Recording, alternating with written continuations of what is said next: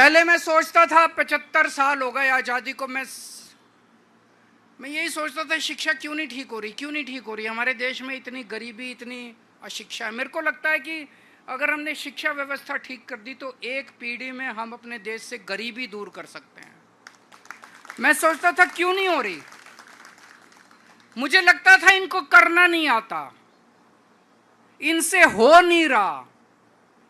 लेकिन जिस तरह से ये दिल्ली की शिक्षा व्यवस्था को बर्बाद करने में लगे हुए हैं, अब मैं पूरी तरह से कन्विंस्ड हूं कि जानबूझ के इन दोनों पार्टियों ने 75 साल में इस देश को अनपढ़ रखा है, जानबूझ के अनपढ़ रखा है। एक षड्यंत्र के तहत, साजिश के तहत इस देश को गरीब और अनपढ़ रखा गया। इन दोनों पार्टियों ने मिलकर रखा अपना वोट बैंक बनाने के लिए।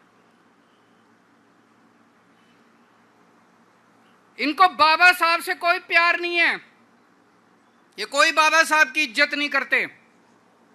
मजबूरी है कि बाबा साहब को इज्जत देने का दिखावा करना पड़ता है। और क्या मजबूरी है?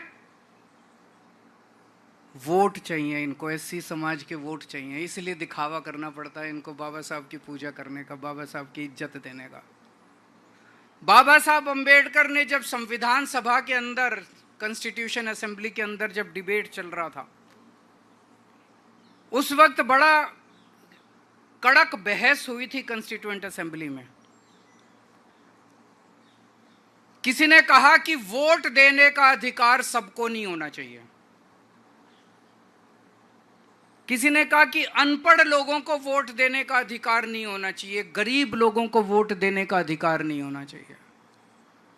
यह प्रस्ताव आया केवल पढ़े लिखे लोगों को या इनकम टैक्स देने वाले लोगों को ही वोट देने का अधिकार होना चाहिए।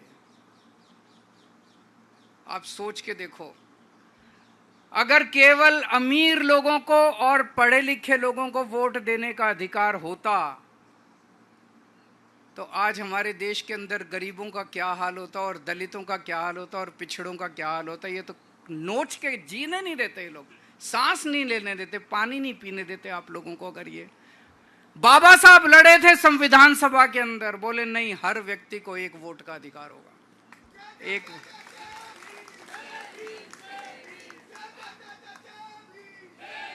हर व्यक्ति को वोट देने का अधिकार होगा, एक व्यक्ति को एक, चाहे पढ़ा लिखा हो, चाहे अनपढ़ हो, चाहे गरीब हो, चाहे अमीर हो, चाहे पैसे दे हो उसके पास, चाहे इस जात का हो, चाहे उस जात का हो, हर व्यक्ति को वोट देने का अधिकार होगा। अगर ये वोट देने का अधिकार हर व्यक्ति को नहीं होता जो बाबा साहब ने दिलवाया, आप सोच सकते हो क्या हाल होता इस देश का, बहुत बुरा हाल होता। अभी तो वोट देने का अधिकार है, तब ये लोग झुग्गी वालों को वोट के पहले जाके कहते हैं कि जहां झुग्गी वहां मकान, और जिस दिन चुनाव के नतीजे आते हैं अगले दिन झुग्गियां तोड़वा देते हैं। इतने बेशरम लोग हैं ये लोग।